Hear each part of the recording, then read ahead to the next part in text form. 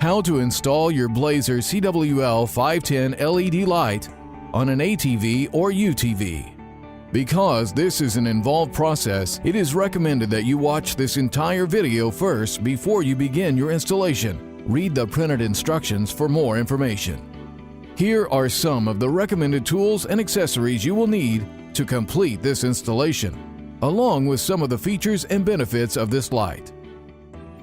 Note, this LED light can be installed directly to the vehicle using the existing bolts and nuts, or by welding the bracket directly to the roll bar or bumper as shown here.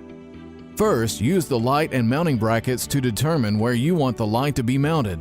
Then mark the holes at the desired mounting locations. Drill the holes in the marked locations. Next, using the supplied hardware, secure the mounting bracket and rubber isolators to the mounting surface.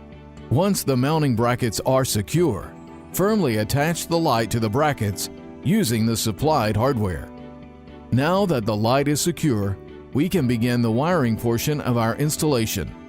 Begin by using a ring connector to attach the hot wire to the positive lead on the battery.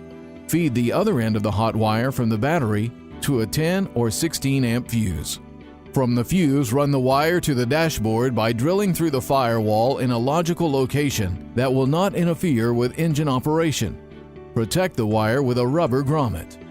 Bring the wire to the underside of the dashboard within reach of the driver. To prevent interference with driving operation, secure the wires with black zip ties. Insert a switch into the dashboard and attach it to the hot wire from the battery. Next, run the hot wire from the switch back to the light bar, using a route that will not interfere with engine operation.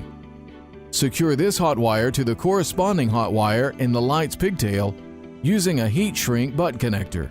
In the same fashion, use another heat shrink butt connector to attach a neutral wire to the corresponding neutral wire in the light's pigtail.